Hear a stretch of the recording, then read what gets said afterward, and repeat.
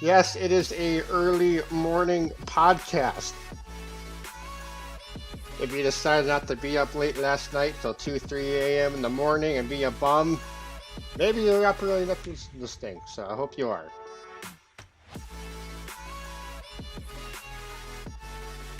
All right. Good morning, everybody. Welcome to the first installment of the Morning Tune-Up with me, Cody Workman. Appreciate you guys being here. And with me for his first live podcast since his very much earned promotion in the eNASCAR world.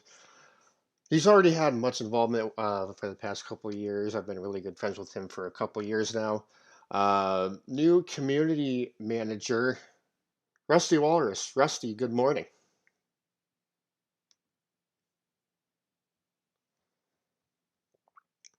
Oh, hold up. I don't know if I'm hearing you.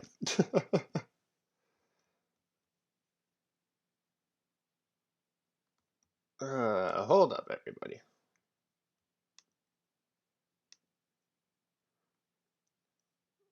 Okay, Rusty, can you say something, please?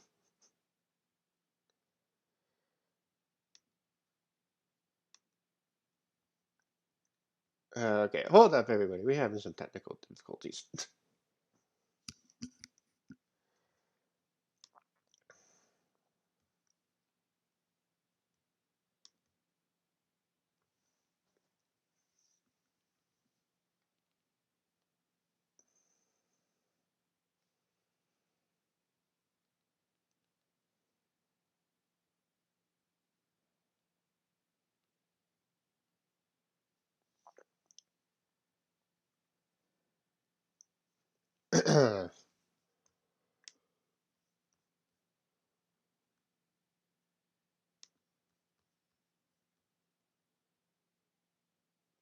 Let's see, Rusty, check, check. Can you hear?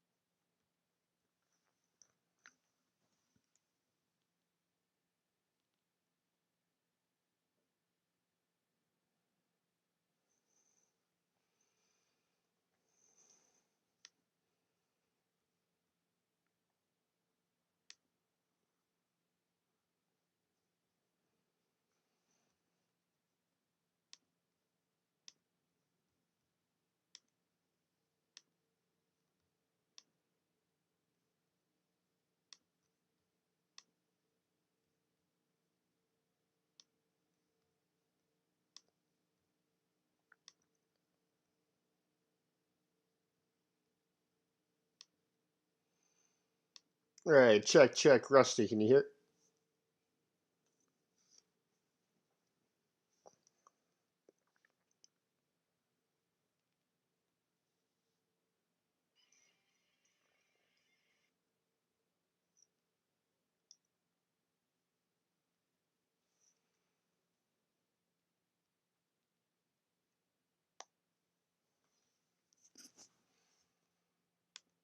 I can absolutely hate OBS sometimes.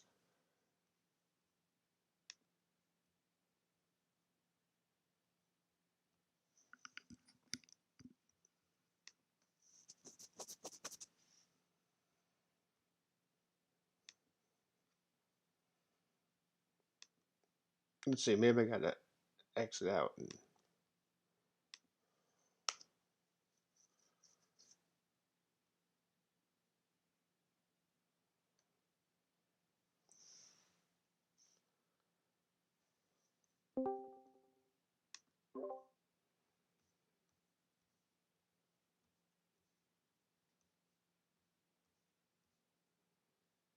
All right, let's try this again. Rusty, can you hear me? I see you now. I got you now. I don't think I'm hearing you for some reason. I freaking love OBS. Well, I heard my voice on the broadcast, so we got that. OBS. Well, I heard my voice in the broadcast, so we got that. Okay, yeah, for some reason you're not coming through my headset because I'm checking There's to a little make gear wrench in sure the that. bottom left of Discord. Oh, there we go. I think we got it. Mic check. Yeah, there we go. There we go. I, maybe this is why there's not really many morning podcasts because technology is still waking up as well. Well, it's your first first episode, so I guess we got to Yeah. work through Hey, it, man. we're all in this pit together, right? Well, actually, no. Yeah. This is just your guest week. I'm going to be here every week, but all right. I'm going to try that awesome intro again. Ladies and gentlemen, for his first installment or his first podcast rather, since his very newly earned promotion of community manager for eNASCAR Heat Community. I've known him personally for 2 years. Rusty, good morning, and thank you for being on. Eh, Yeah, thanks again for the invite. Yeah, like you said, first ever kind of appearance with the official job title, but hey, same old me, same person, same guy that you'll see in the public lobbies. So just happy to be here and talking to you, man. Yeah, like you said, we've known each other for a couple of years through since maybe Heat 3, but definitely through the core league. But we've been racing together last 3 games, I feel like. Yeah, definitely I second that. Well, something that I like to do with all of our guests we're going to be having on the show here is just, a simple, how did you get involved into loving NASCAR and who is your favorite driver, either past, present, or up and coming? You might have to tee me up on that second part because this story, I don't know where I'm going to go with the story. I don't really know the origins. I think about this question a lot, and I really don't know where it started to become a NASCAR fan. Like I think, like most people, your parents are watching it on the TV. So I have vague memories of past NASCAR races. Like one of my earliest memories is Rusty Wallace flipping at Talladega. So that was one of my all-time earliest memories. I have vague memories of like other races, practices. But then I think somewhere down the line, my dad got me the NASCAR 98 video game, and I played the heck out of NASCAR 98. Like all we would do was basically run Bristol 24/7. So we played a ton of NASCAR 98. Got NASCAR 99.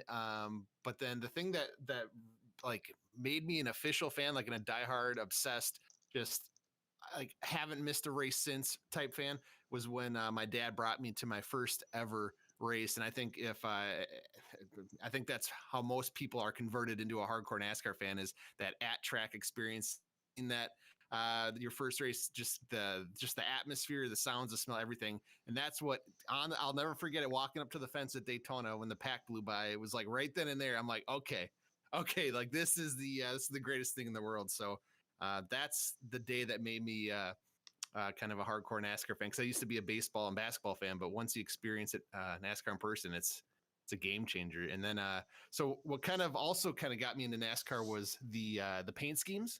I got paint schemes are just so cool, and the one that really stood out to me was the Bobby Labonte 18 with the green Interstate Batteries car. So I love that car. But once I got to Daytona, I kind of flipped my fan over to because I learned a little bit more about Tony Stewart. So once I went to Daytona for the first time, I became a Tony Stewart fan, and he's been my guy ever since. And he's been I picked the right driver. That's all I can say. He's been the man. I love Smoke, and so Tony Stewart's #1 for life. Yeah, well, he's not just number one on my book. My number one is Junebug there. Uh, That's not a bad pick. He's dude, the fans back in the day, oh my like gosh. you see the clips that have been circling around Twitter lately.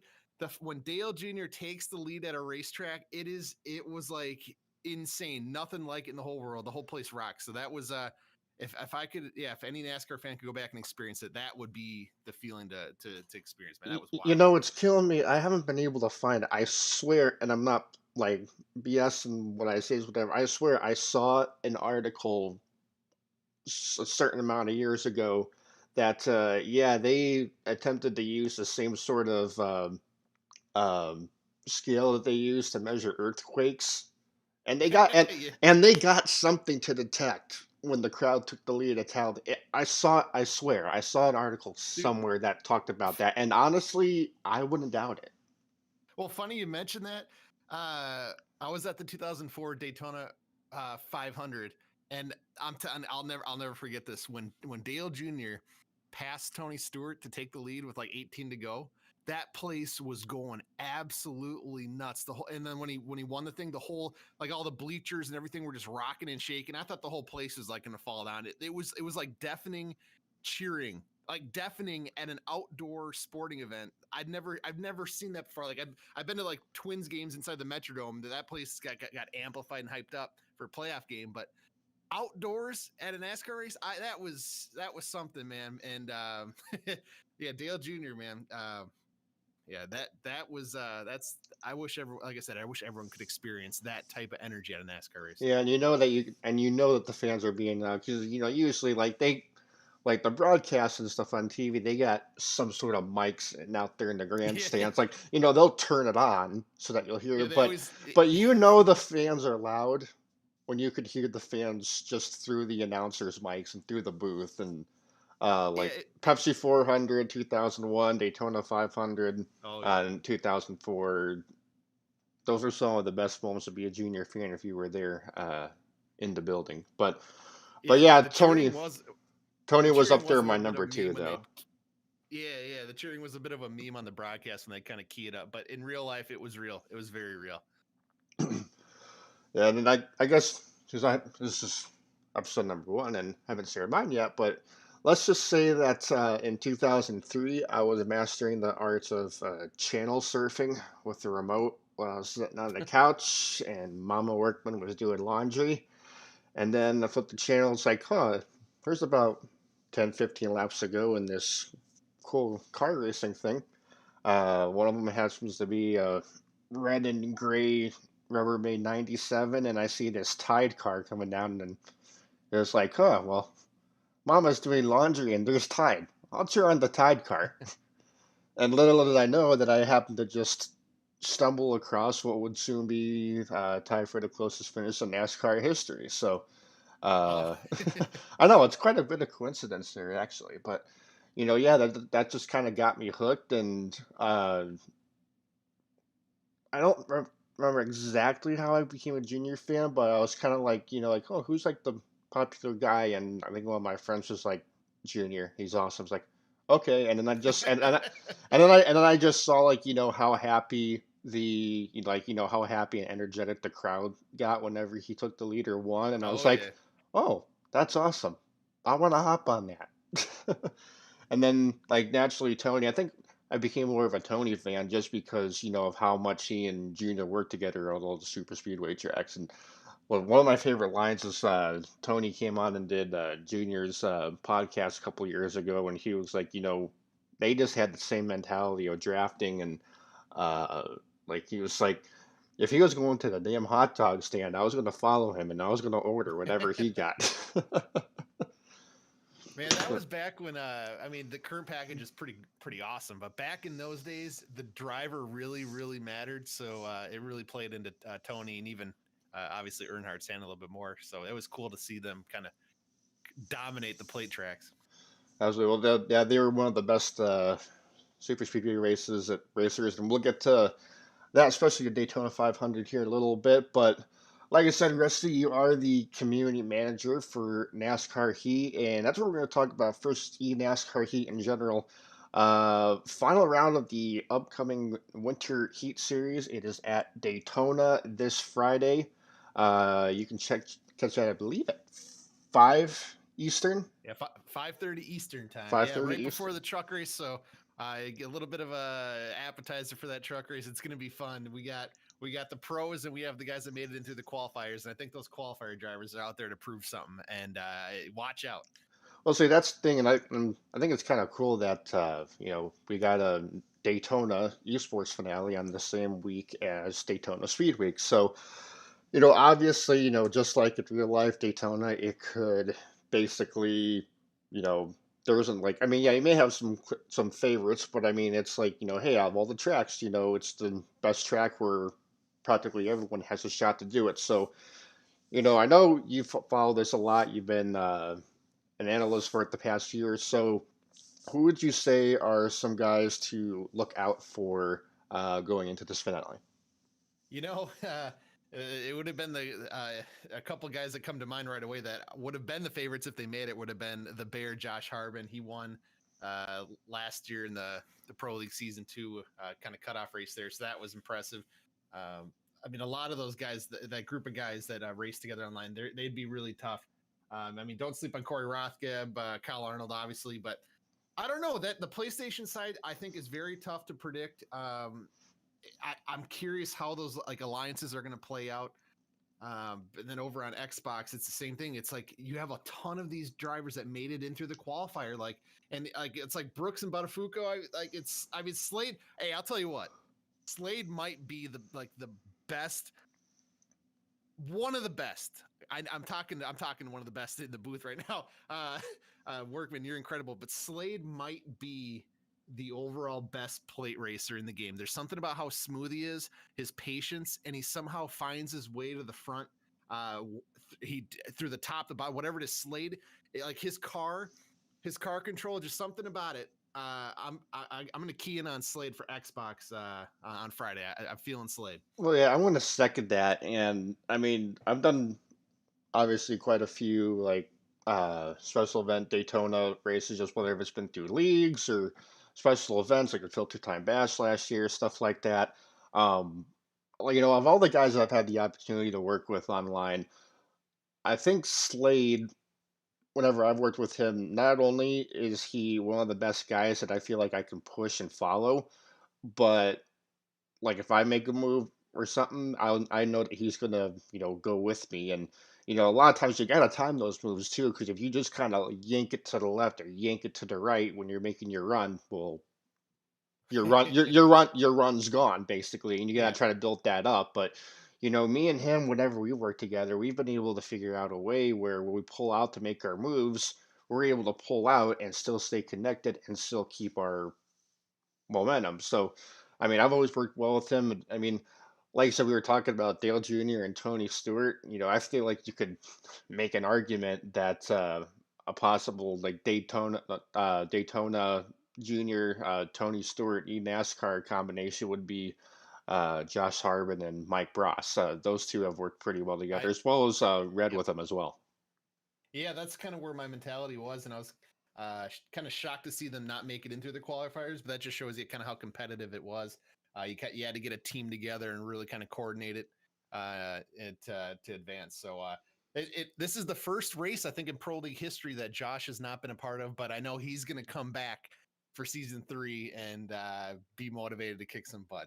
So we can't wait to get Josh back out there. Yeah, it's definitely going to be interesting to see where he's going to come up because I mean, Levine Family Racing, they shut their doors. So naturally, you would assume that they wouldn't be fielding a eNASCAR Heat team this year. But there are 14 teams out there, and I'm assuming they're wanting to have 14 teams again. So interesting to see if a new team comes along, if they do something where, hey, teams, you can now have two guys on each console. Uh, it'll be interesting to see that, especially, uh, and I'm not gonna. All right, Rusty, I promise this is not gonna be a segment where I'm gonna give some constructive criticism and some and a good cons- I can't talk this morning. It's You 9:30. got it. You got it. I've only been up for about an hour. Okay, so a good conversation because a lot of people recently, especially from the past qualifiers, there has been a big push for the conversation of making eNASCAR Heat more preset friendly. Um, just for my personal take on it, I feel like that whole conversation of, oh, who's better, custom setup guys or preset guys, I feel like you can't fairly determine that because there's two different skill sets that are involved with that. On the custom setup guys, you get the guys who know their way around the car and that know how to tailor that car to for not just speed but also their driving style. Because I mean, there's not just going to be some you know holy Right. grail I setup at each track where you can make it. Oh, I'm going to be fast. You got to make that setup where yes, it can go fast, but also it can suit your driving style. And then the skill set for the preset side, those are your guys that hey, they know how to just get straight into a car. And I mean, yeah, I know that there's 9 sliders for each track you can go to, but realistically, there's only two, maybe three that you could make work. And they know how to get the absolute most out of the car that they're giving and drive that thing up towards the front and drive it towards the wind. So I don't know if you can't really say that, oh, who's better, custom guys or preset guys. What do you think? Oh, I'd be. uh, I mean, I can go both ways on this. I mean, obviously with presets, it's a level playing field for the most part because when people pull down pit road, they still make adjustments to the tire pressures and there's little things you can do. So there's still a little bit of a gap on that side that can separate the field. Like for example, you go to like I always think of pulling down the racetrack at Auto Club when I pit and I'll adjust the tires and it'll kind of put that car right in a nice comfortable zone and it'll save the tires a little bit. So it's like kind of like it is a preset, but if you're doing a 50% race, you're tweaking on the car a little bit to kind of get in that custom setup area. But the thing I really enjoy about the custom setups is, I mean, if you've driven one of those things, they feel amazing. They're incredible, especially at like a plate track. I think if you're just getting into kind of the custom setup game, feeling the gearing and being in the draft with a custom setup car, that's about the coolest thing in the world. Just to see how fast the thing goes and the runs you get, but also like putting a custom setup on a road course car, and that thing can kind of whip around the track, and that thing gets is pretty sporty. So um, I see both sides of it. It would be interesting to see kind of like a uh, just like maybe a one-off series or one-off race to see presets. Is just see everybody go at it, and but I think when you reach the top level of the sport, top level of the esport, whatever it is, I think you have to kind of lean in the direction of custom setups because, like you said, you got to build that car towards your abilities. Like if I hop in Brooks' car, Daniel Buttafuoco's car, I'm not getting anything like close to what they're getting out of it, and I got to kind of fine tune from there. So I think that separates the skill gap a little bit. It's like if you're at the top level of the sport, I think that's important. But I'm telling you, I would love to see I would just love to see a preset league with with the draft on high. Just make it really kind of like uh just I don't Kind even of know like what the that, word is, kind of but like that IROC feel almost. yeah, I would say. I would love to see just a perfect level playing field with high draft, just guys going crazy using the draft, bunch of passing, beating and banging. I like both sides of it. I like the hardcore racing, but I also really love kind of the entertainment side of it. Right, and some like calls that I've personally made on this whole thing. It's like I'm not asking a lot of people. They aren't asking for the top figure of the pro league to be preset. They're not you know trying to like change this and that, whatever.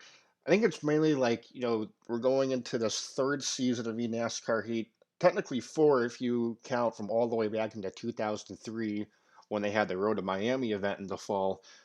Oh yeah. But there hasn't been any eNASCAR Heat event with presets, and I think that's kind of like hey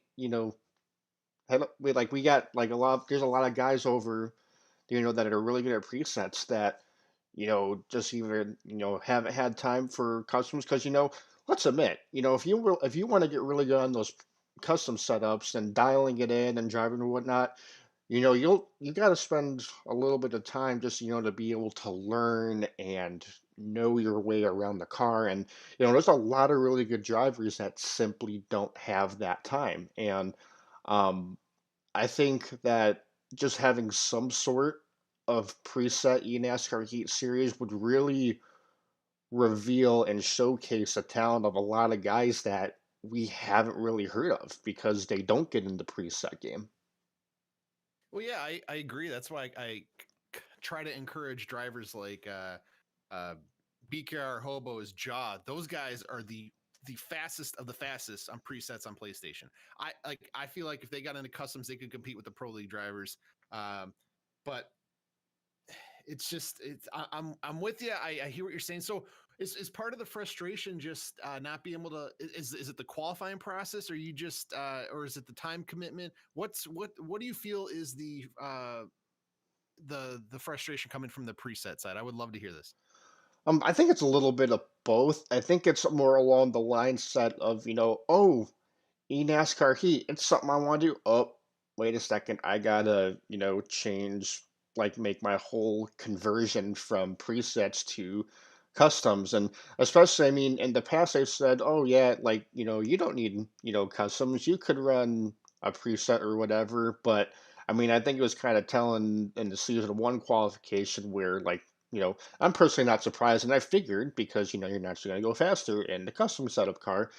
But from my experience in the qualifying process of season one and making top 50, and it was like, okay, well, it seems like if you want to excel in this thing, it's going to have to be customs and making it that way. So that's part of the frustration, and also some of it too is I'll go through Twitter during the qualifying weeks that we've had when I'm like, wow, seriously, people put 4, 5, 6 hours a day. I don't have that time to put it in there. And I mean, some people are naturally more busy. Now, I don't say that in the sense that we have to make time for people that have a busier day schedule to make sure they get in there. That's not what I'm saying at all.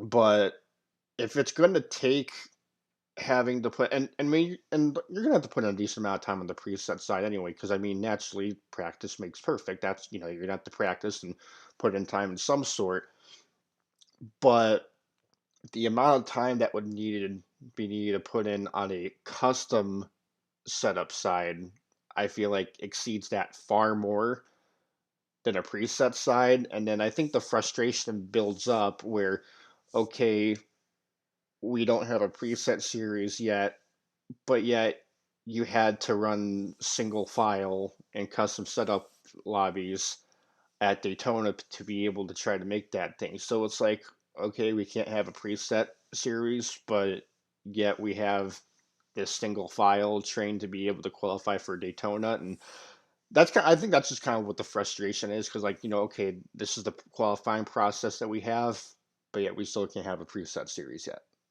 Yeah, that's kind of why I was asking if part of the frustration was the qualifying process. And I'm telling you what, we'll get with the competition side, and we'll talk it out. I honestly, guys, I'm new to the team, so I want to hear what like the GM has to say, just the marketing team, everybody involved. There's so many stakeholders involved in this whole process. So I would love to. I can't wait to just go and talk to them about this and share kind of the community feedback. I mean, that's what the whole process is going to be with my job. Is just I'm going to listen and share what you guys are saying with the team, and then I'll get back to you. We'll be transparent about it.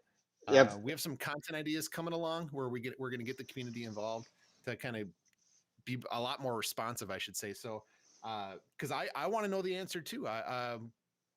For all these questions. So we'll get back to you on that because I can totally relate to that because I went through the qualifying process at Charlotte. Charlotte was the big one that stood out to me for season two, where like you really had to kind of coordinate your laps with the guys in the lobby, and I struggled at that. I really struggled.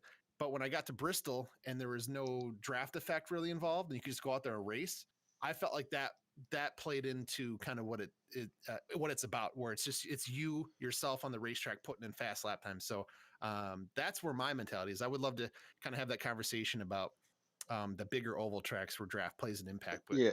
And me we kind knowing of go you, from I there. know that this is something that you personally are really invested in, and I have no doubts that you'll have those really good conversations, and make some pushes for some stuff that a lot of us want to see. And I'm going to sound I don't want to sound like Brian France for a bit, but if we were to deal not the casual race fan, but the casual racer on the NASCAR Heat, a, a lot of I would say I think you can make a good argument that the majority of people who play the game, you know, probably use one of the presets just because, like, hey, they just enjoy racing or driving around the racetrack.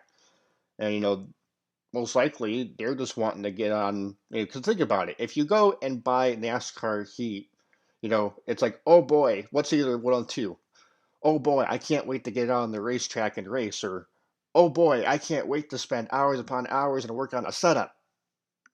Yeah. Well, you have to. It's very important to remember the thing that makes NASCAR Heat so fun and so just just a blast to be a part of is the accessibility. Just hop in and pick a preset. You can choose your slider. You can Right. tighten it up, loosen up. I think that's the beauty of NASCAR Heat. You can play it how you want to play it. And Hmm. for that like really hardcore audience that's looking to get a little bit something out of it, maybe it's for league racing, maybe it's just online lobbies, whatever it is, you do have that custom setup option to kind of like dig really, really deep and kind of go down that path. But I know what you're saying. But I love the accessibility of the presets. Anybody can pick up that game and have fun with it. Absolutely. So yeah, hopefully, that's something that we see in the future, and I know that you would have a lot of people that would be on board and be jumping in line to get into anything eNASCAR Heat that regards preset racing. So again, finale for the eNASCAR Heat Winter Heat Series is going to be 5:30 Eastern at Daytona. Check it out on. They'll be live streaming on Facebook, YouTube, Twitch. It should be easily accessible. So, alrighty, enough with the NASCAR Heat. Let's get on to real life NASCAR.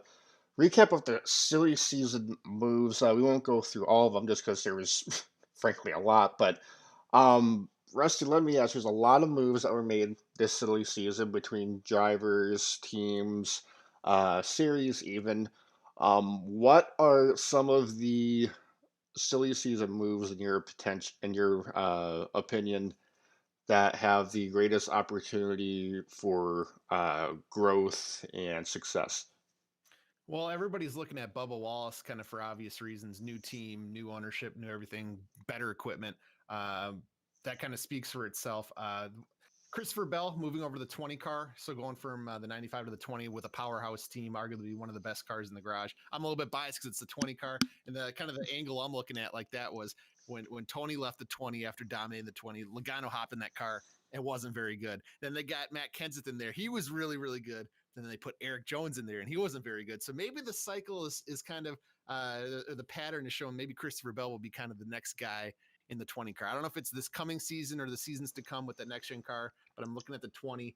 But I feel like a big sleeper that everybody's forgetting about is Ross Chastain. About a year or two ago, he had like all the hype and all the momentum in the world. We wanted to see him in that 42 car. But last season, I don't know what happened.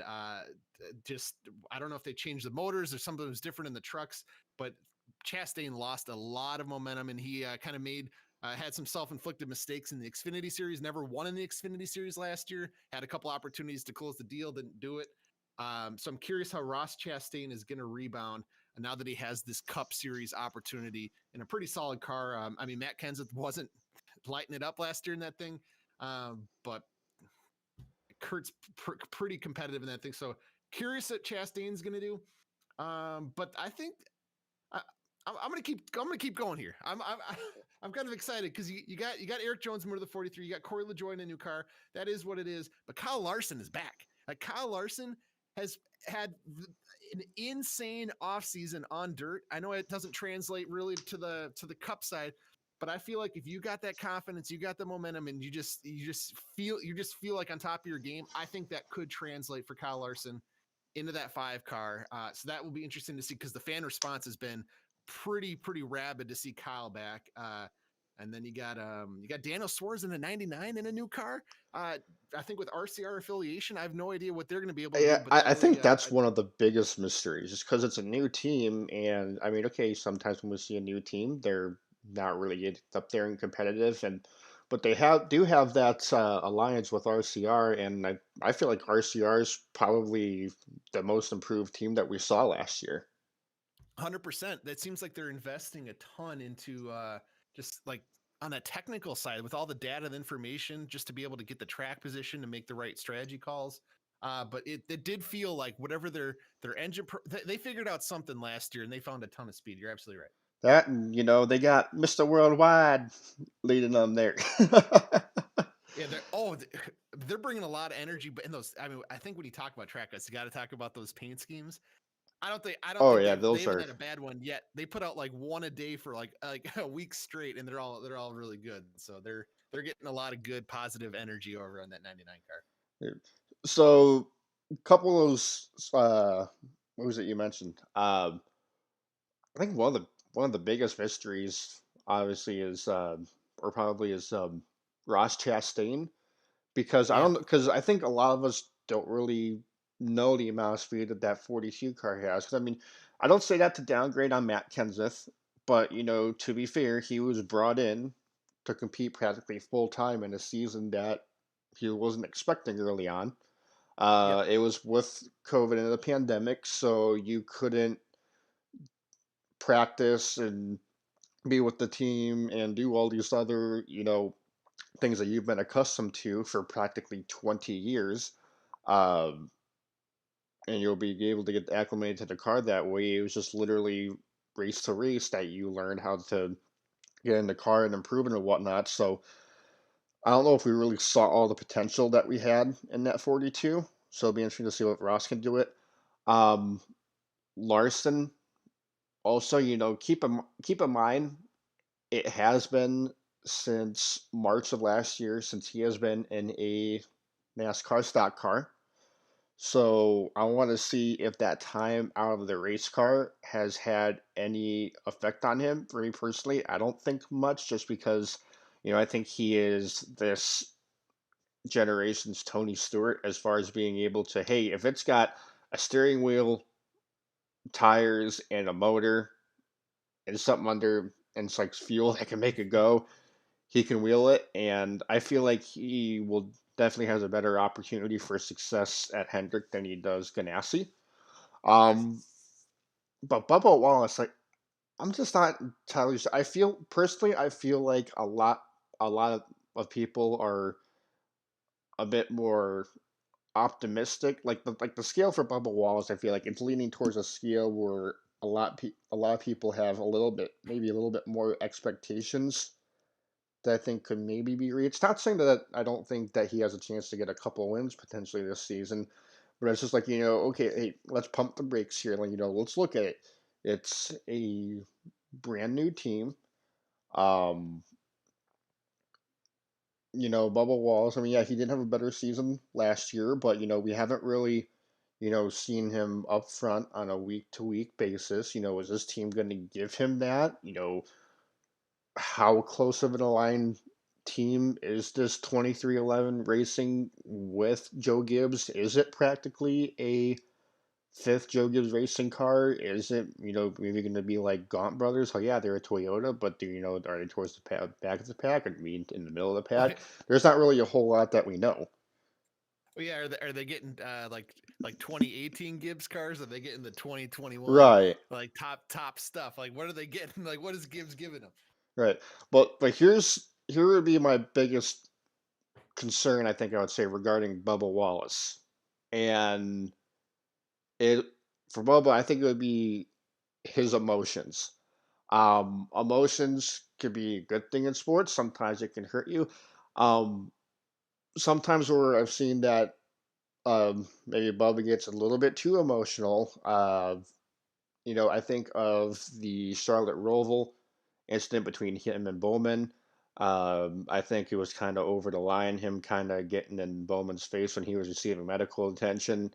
He was flipping him off for a couple laps straight, and I thought he kind of made his point earlier on. I mean, I know some people love it, but I mean, I think there's also a point where, like, okay, hey, settle down. But, you know, so because of this, because I feel like, Bobby can get a little bit emotional. I know he was kind of smug also with the whole incident about him intentionally bringing out a caution at Texas a couple of years ago during the chase, and I know that left a bad taste in some people's mouth.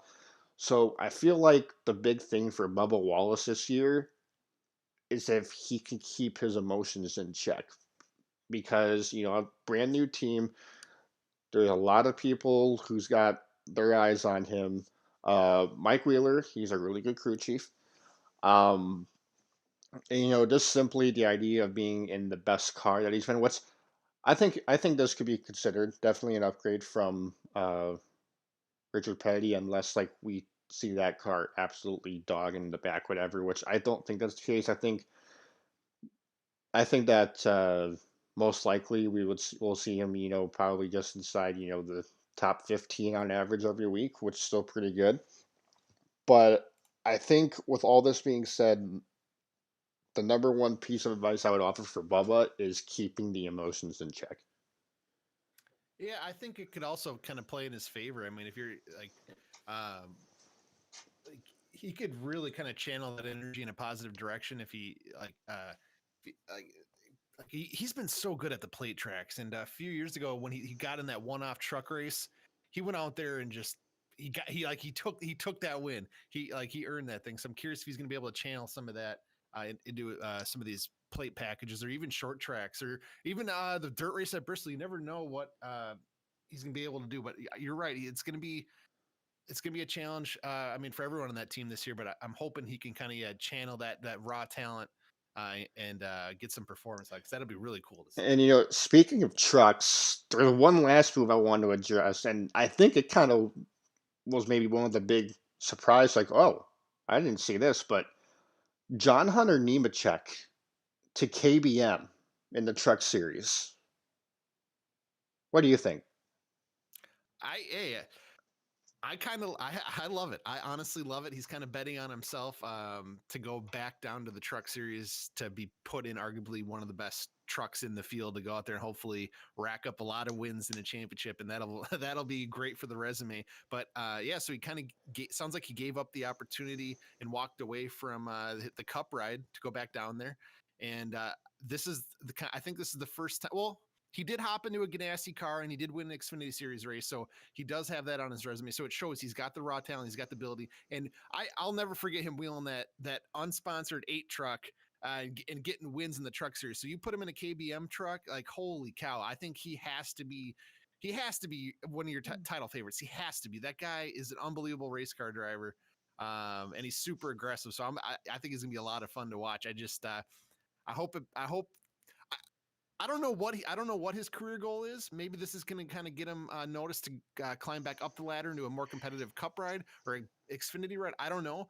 I just like seeing really good drivers go out there and have the car under them to kind of give them that platform to show what they got. And I think this is definitely that opportunity.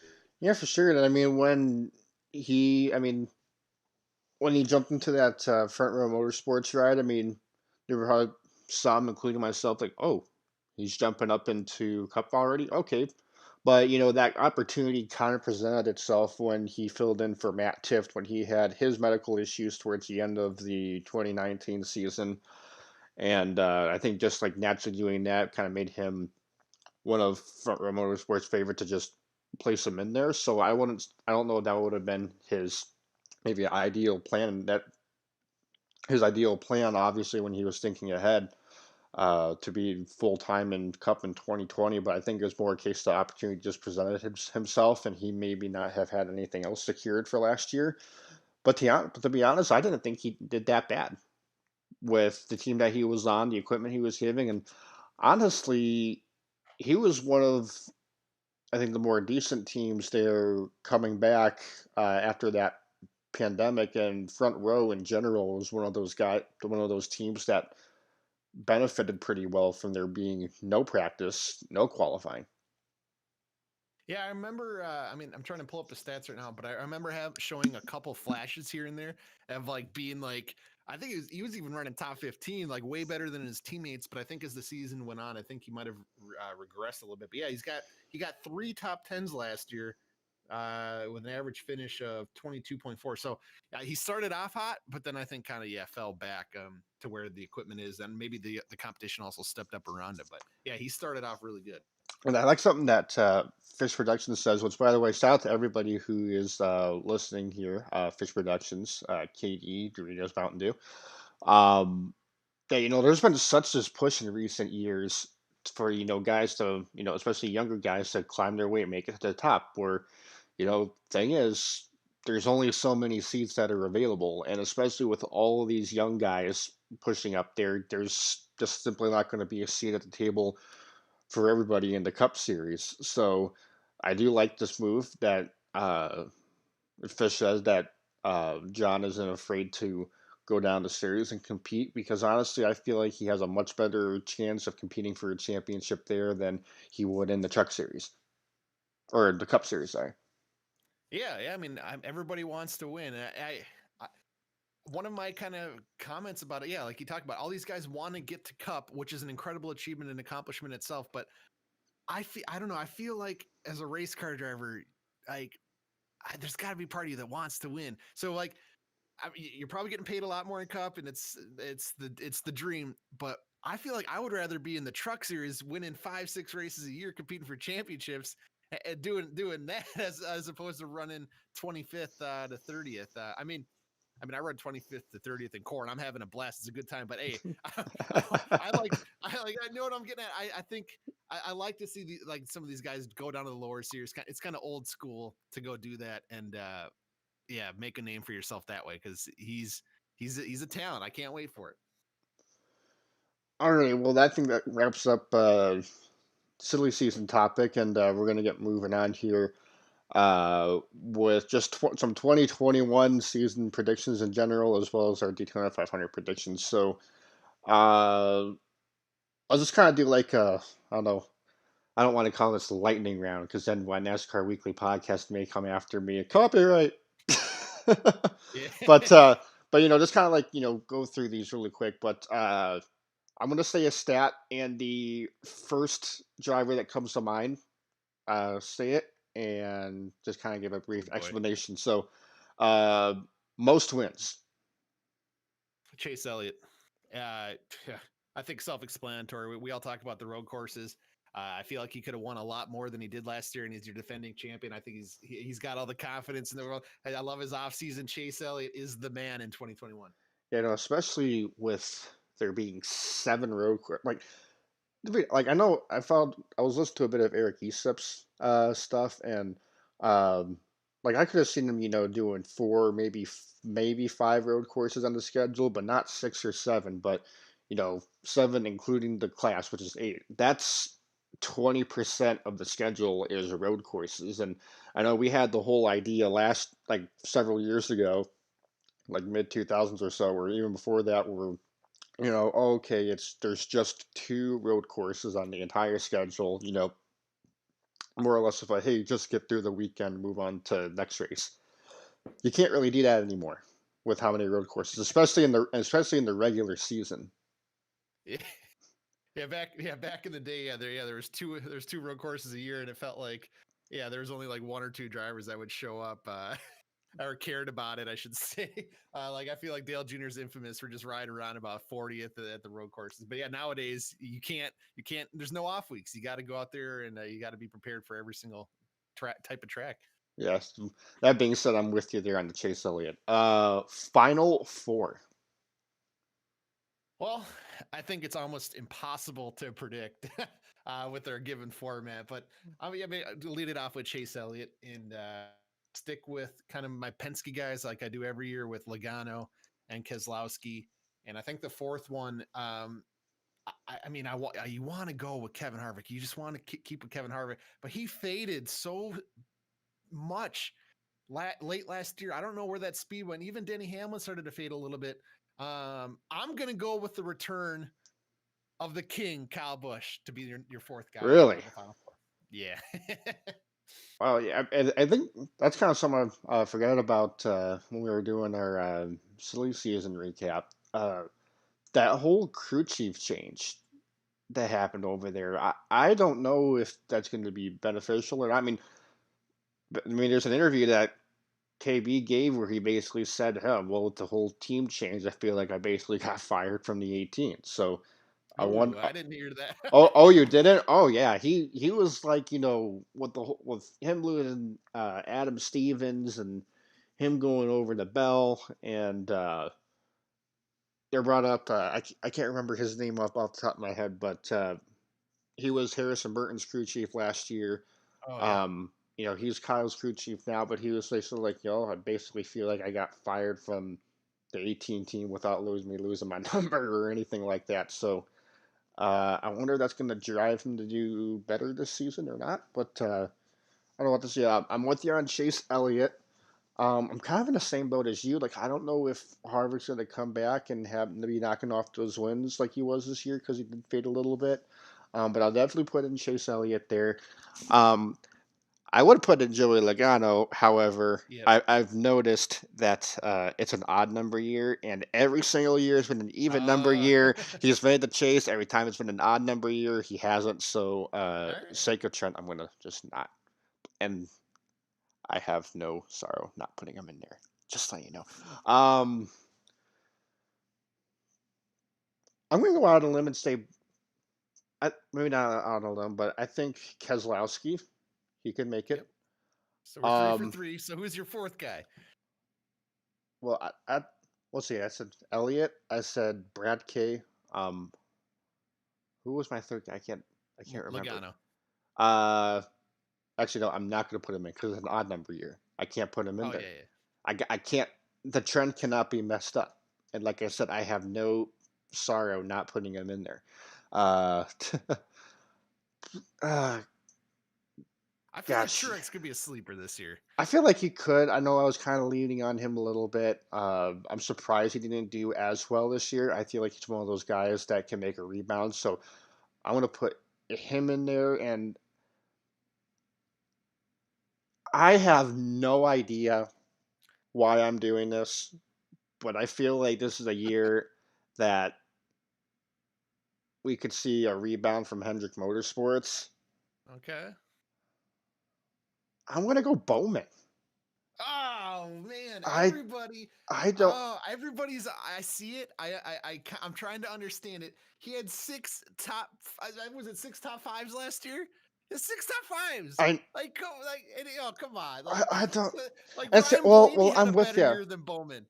I mean, Gosh, I just think I I don't just know. I don't know. I don't know why. Like I feel, and you said it too. Like naturally, I would probably put Blaney over there over Bowman, but I I just I don't know. It's just one of those kind of gut feeling calls that you have. I don't. I feel like this could possibly be a year that Bowman could turn around, and I think this is why he's in a contract year, and I feel like okay, if there is a time that Bowman needs to show up and start doing this stuff, is it. this is This is year. it. And before the pandemic, those four races that we had, he was great. He went out there and absolutely smoked the field at Auto Club.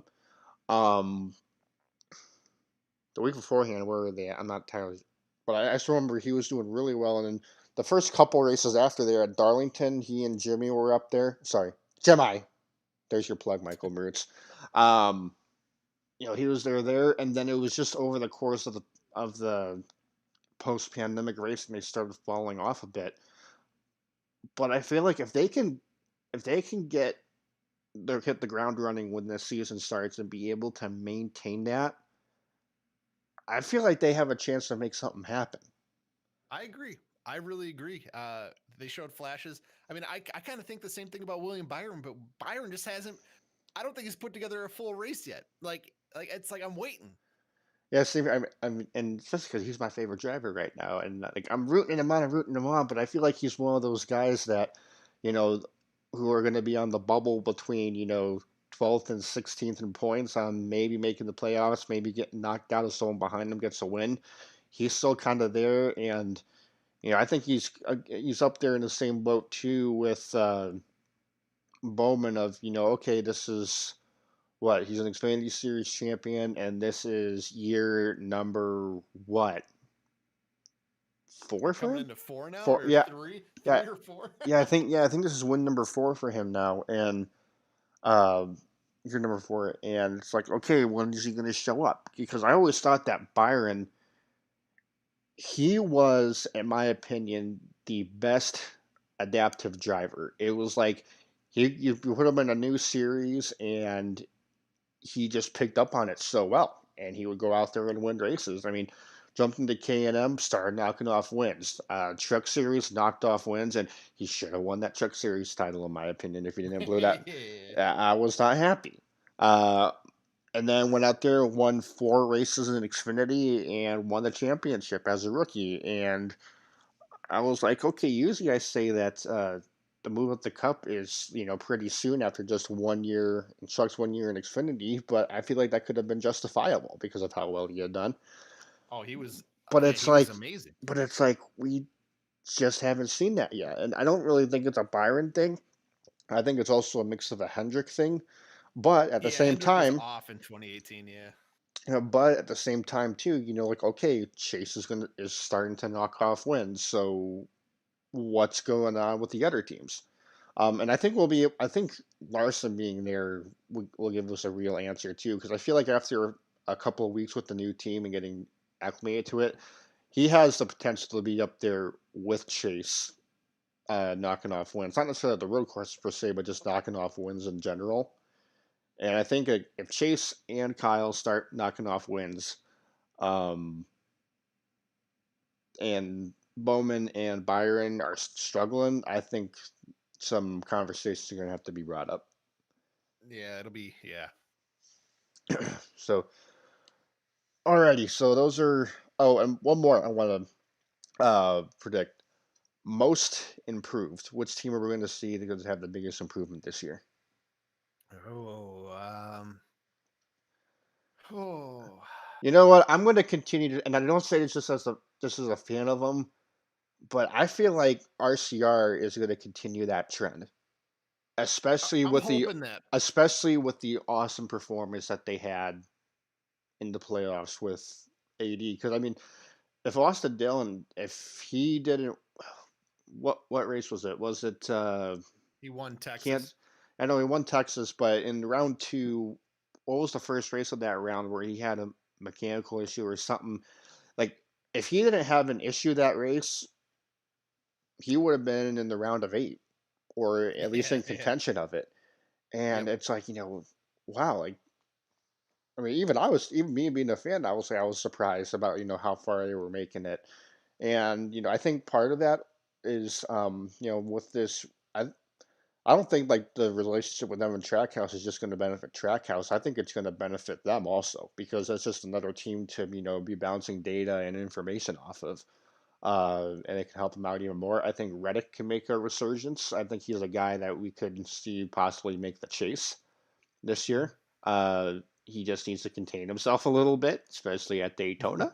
And if he's gonna pull, Oh no, if he's hey, gonna CZ, pull a slide job into that turn was three, awesome. Hey, I'll tell you what, for a young rookie, hey, I'll take that hey, any day. That was hey, awesome. respect. I admire that. I admire Pulls up that. in front of Kyle Busch. I love Hey, it. hey, an eight cars shooting past KB at Daytona. Come on, you can't say that. That was Hey, awesome. eh, Have you ever seen a slide job at Daytona? That was awesome. hey, I mean, it was at the same spot too where Junior took the lead there in 2001. So kind of little shade of Junebug there, trying to work his way up there. Um, and kind of going after that, I feel like if we're going to see him win, he could easily win at Daytona or Talladega. I feel like we'll get to it in a little bit, but I think he could be a potential dark horse for the 500 this year. Um, Absolutely. so yeah, I got RCR continuing the trend. Who do you got? I mean, if you're looking at guys that are going to move up highest in the point standings, yeah, Reddick is definitely a guy to key in on. Bubba, I finished. It looks like 22nd in the points last year. He should be top 16 in the playoffs. Really, really should be. But I don't know. I'm just so curious what like Christopher Bell is going to do in that 20. That for whatever reason that third car just hasn't been there with Truex, Bush, and Hamlin. So really curious what Bell's going to be able to do. I mean, just looking at the rest of the field, I mean, Matt DiBenedetto, he could be a little bit of a sleeper. He's got one more year under his belt. He could, I mean, some of these races with the package are playing into his favor with the short tracks. Um, I think he's a little bit under the radar, but yeah, I think we kind of nailed on those guys that were basically out of the playoffs last year that we can expect to be in them this year. Yeah, I think just because you mentioned him, Matty D, I've I think last year was the first season ever that we saw that he didn't you know maybe get all of or exceeded the limitations that we would expect from his equipment. Like last year, I think Yep. was the first time was oh, Wood Brothers Penske affiliated car. Okay, he ran about where we expected to him, which I figured was decent, especially with the pandemic and everything. But I think because basically every single time we've seen Matty D get the most out of his car, and exceed it has been in contract years. So with this being a contract year for him, I think we could see him, back to usually what we are accustomed to Oh, seeing him getting the most out of it. it's got to be full send because he's not. It's confirmed he's not going to be in the car. So it's Hmm. every week he's got to really go for it. So, all right, so yeah, it'll be interesting to see a lot of those. And last topic, Daytona 500. Rusty, it is a race day. I've been waiting to say that for several months now, but it's I, race day for the Clash. I don't care if it's a road I course can't. race on the Clash, but Yeah, I think we're all going to be looking back after tonight's race like, why did we do that? Because it sounds yeah, like I they're going to be gotta. using this race as a test for the race in a couple weeks. I mean, hopefully I'm wrong. Hopefully they just go out there and it's like kind of just a fun show where they're beating and banging. But I don't know. I'm kind of lowering my expectations for tonight. I just want what will be the greatest thing in the world is if all the drivers just band together and say, "Screw it, we're just gonna cut the entire Just infield."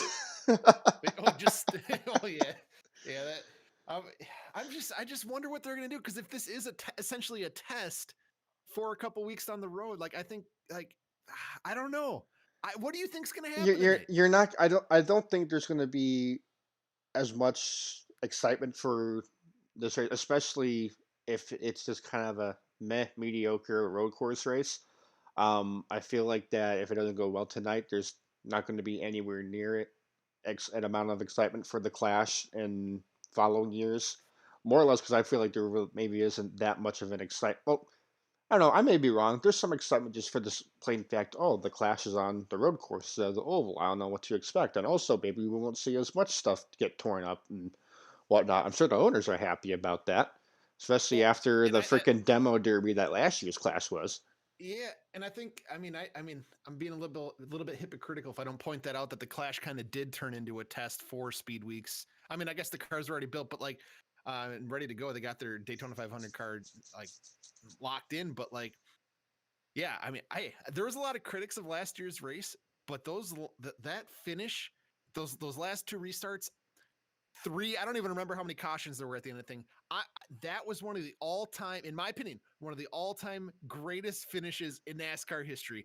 Period. I don't care how many cars got tore up. I know it sucks, but to see that beat up, tore up car, Eric Jones, Getting are you pushed kidding by me? a Come beat up, from torn up nowhere, car. come from nowhere and win like come on, that's to me that's quintessential NASCAR. You can't ask for anything better than that. That was pure entertainment at the end there. It If I were to make one word to describe that race, it was meme worthy. It was meme Yeah, worthy oh yeah. because Well, it's like like the it was restart like where they what spun the the tires, that was pretty bad, but it's just like like it was entertaining. I'll go with you. It was entertaining because there was so much of what the heck is going on. All these guys crashing on the restart. How many big ones were there? Joey pulling his usual blocking and wrecking. Was surprised by yeah. that, uh, and you had it was like it was like was it there was one or two wrecks. Like oh, okay, there's only 7 or 8 cars left. There's no way that they could all get caught up in. Yeah. Oh, well, Yeah, yeah. never mind. It was so But this cool. Like Kyle Larson sent some like dive bombs and he was blocking high up the track. I don't know, man. For an exhibition race, I'd never seen anything like that before in NASCAR. That I love the finish of that thing. that whole race probably could have made a Sports Center not top 10 reel. But it was still like I watched that and I just think of the playing in the background. But it was still entertaining nonetheless. But I don't know, we'll see. And because with the on the road with it being on the road course, it's part of the Daytona Triple. I want to ask that. So we have yet to see someone win the Clash, their dual race, and the 500. But also this year, we have the potential for someone, that being Denny Hamlin, to win 3 Daytona 500s in a row. So I want to ask you, what would you say would be a higher acclaimed achievement? Pulling off the Daytona triple or winning 3 in a row? And what would you say would be more likely to happen? I think the one that's more likely to happen is to sweep speed weeks. I'm shocked it hasn't happened. It's been kind of close, but I mean, it just shows you how hard it is to win the Daytona 500. So I think to win three of them in a row is kind of this. It'll probably never be done again. It's just plate racing in general. I mean, you look back at Dale Jr.'s dominance at Talladega years ago. That will never happen again. There's no way. I mean, you do see some guys up front consistently, but to win three in a row, especially at the Daytona 500, that would be quite the achievement. So I'll go with that as something that I don't think it'll ever happen. Yeah, I'm gonna be up there too. I mean, I watched Slapstream's video the other day, which he did a great job of, and uh, I can't believe. I think I'm with him when he said that. I'm more surprised that it hasn't happened yet. Because you figured it would have happened by now. Just Well, like you I know, always go back to I haven't watched his video, but the one that I always think about because I'm a Tony Stewart fan is 2007. To hmm me, that always just felt like the year for it to be done. But yeah, like if you show up with a rocket ship, I think it'll be fast all through speed weeks. And yeah, I'm surprised it hasn't happened. But yeah, I can see him. It'll be funny as hell as if Denny pulled off both of those feats this week. If he Well, wins if he pulls off the Daytona triple and he wins three in a row, maybe that's why he's been so I vocal don't about the road course this tonight. Because if it was at the Oval, maybe he could have done the triple triple. I just know when that happens, it's not going to be a good weekend for you. Hey, I'm used to. I'm gonna be called up like Rusty. You doing okay? Hey, he can have February through October. We just all know what happens when we get to November. Uh, all right, I'm with you on that. uh, sorry. So the 500 itself. No, we have a lot of veterans who have not won that race yet. So out of all the veterans who have yet to win, who would you say are some of the favorites? Well, I mean, the guy that everybody's looking at to win his first one, actually, two of these guys are Kyle Busch and Brad Keselowski. Keselowski is, I think, a better plate racer than Kyle, but Brad hasn't really done anything. He's been wrecked out by a million different reasons the last, I don't know, it feels like 10 years. But those are the two veterans you have to look at. Um, I mean, they're two of the greatest of all time. Now, that's why I feel So, like I'm with you there on Brad K. It's like if he doesn't win the race, it's because he got wrecked out, and like yeah. he's just got to make it. Like I honestly can't remember the last time I've seen the two car cross the line at Daytona anywhere remotely close to, or just crossing the line. Period. I I wish I did a little bit of research coming into this, but I feel like ever since he pulled off that like insane clutch victory at Talladega in was it 2014? Yeah. I feel like his plate racing luck has just gone like it's just gone out the window. Maybe the plate racing gods don't want him to get up there with Junebug for exceeding his plate racing stats. I don't know. That could be the theory of it. Oh, well, Well, I want maybe you could say he may not be a veteran. I mean, he's still fairly new, but I picked him a couple of years, and he's actually going to be. I'm going to really listen in advance. He's actually going to be my pick to win it, even though I picked him to win last year, and I was off by about 50 feet. Right? Newman. No, Blaney. I, Oh yeah, I Blaney's a am. great pick. I he has done so well there, specifically at Daytona in the 500 the past several years, and I like agree. he's up there towards the He's front in been the right final there. laps, and he literally like he got into Newman, and like he was. I was like, oh my gosh, I'm gonna be right. I'm gonna be right. No, Evelyn, damn it! And he would beat him and got him to the line, and literally lost that 500 by about 50 feet. And Yeah, I think every finish we've had at plate races for the last couple of years, that photo finish, Ryan Blaney's nose is like right there. So yeah, this could be the he's year. somewhere in the frame. Um, but yeah, I feel like he's got to be due for one. I mean, not just from his experience, like not just from his experience and success at Talladega, also, but he's been too good at Daytona. I feel like that he's due for a 500 win. Yeah, it's just one of those things you never know. I mean, yeah, it took Dale Senior 20 years. I mean, Blaney's just got to keep putting himself in position. Hopefully luck finally goes his way. I mean, as a Blaney fan, we've been heartbroken. I feel like 35 times a year. So maybe this is the year 2021 where Blaney starts it off right and we go on a kind of a championship tear. I'd love to see it.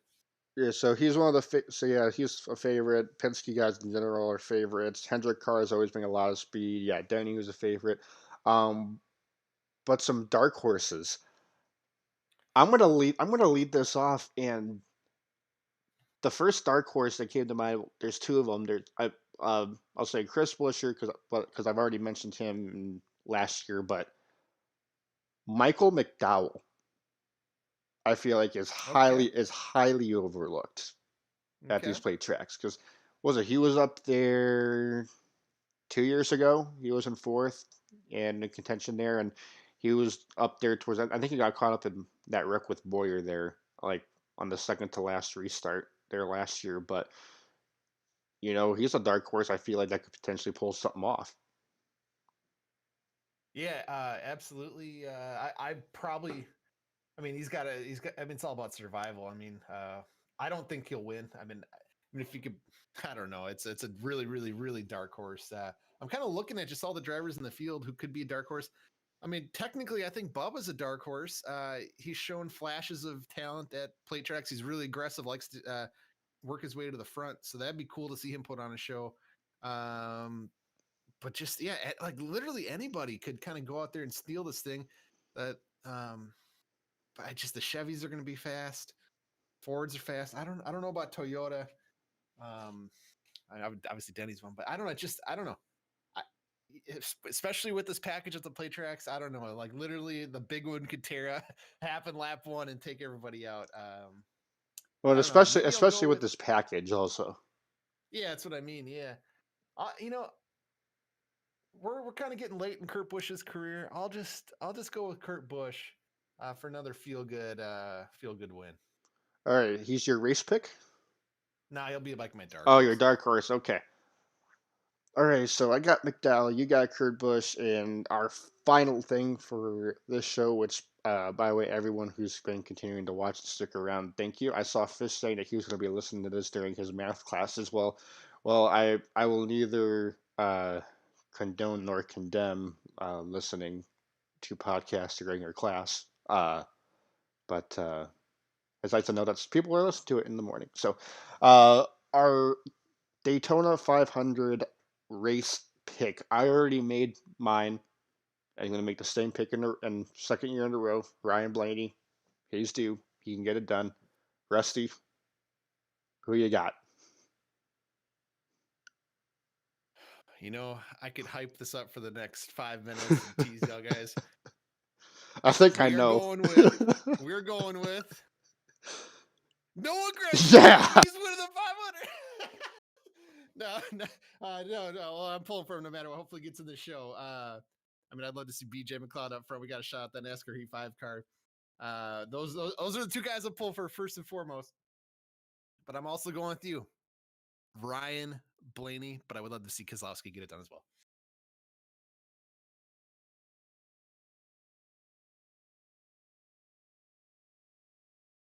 Hey, hello. Did we lose you, Workman? Uh-oh, You know what? my I think it lawyer. was a thing I found out that like whenever I've clapped or made loud noises in the past, like my mic likes to cut out and I gotta unplug it and plug it back in. But We got you, man. you know what? Great minds think alike, right? Yeah, I really, every year I say it. This is going to be Blaney's year. I believe it. This is going to be Blaney's And year. I'm with you. It's just like he does everything. I don't. I really hope he's not the next Dale Senior, where it's like he's come so close how many times, and I hope it doesn't take him Well, 20 years to well, do I it. mean, we look at him a little bit different if he won 6, 7 races in Well, a row yeah, and won right, championships. right. But But I mean, as far as a guy who's like come close to winning it, to like me, that's kind of, I don't know, Keselowski for me. Keselowski's the best not to win it. yeah, I would have to maybe agree with you right there. Um, But yeah, that's gonna wrap it up here. Rusty, thank you so much for joining and being this week's week one special guest. course, you're always invited to come back on the show, and hopefully we'll see you again here sometime soon. Next week's guest is going to be from the NASCAR Weekly podcast, which, by the way, you can catch that. Uh, Actually, I don't know if they're going to be on tomorrow night because of the clash, but usually they're on at 8 p.m.s on one of their YouTube channels. But Darian Gilliam, Black Flags Matter, will be here next week, and he lives out there in Vegas, so he's going to have to be up even earlier than you and I and Rusty. So Yeah, I it's want gonna be an to. early morning.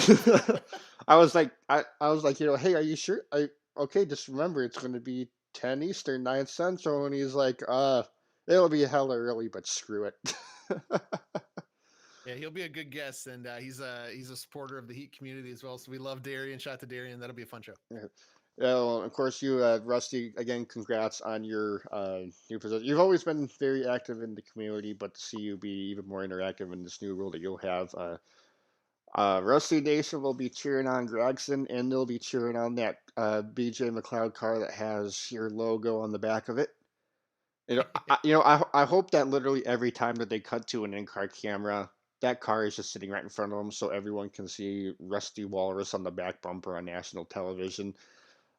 Our lives will be complete. We could all die, and we can all die and go to heaven happy if that were to happen. Let alone a I Gregson win or a McLeod win, but that would Yeah, be how something about special. Gregson pushing the 78 with one to go, and then Gregson pulls underneath him or outside of him. Photo finish with Gregson and McLeod for the win.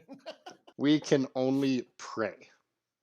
We can only pray. So, but yeah, that's gonna wrap it up for this week, guys. Thank you everybody for enjoying your Tuesday morning with us. I hope you all enjoy Daytona Speed Weeks 2021. Well, Speed Week now because it's within a week. Well, actually, no, you could make the argument it's going to be Speed Week. So we got the road course next week, but that is going to wrap it up here. So from the Midwest, Rusty Walrus and Cody Workman, we will see you next week. Enjoy the 500, everybody.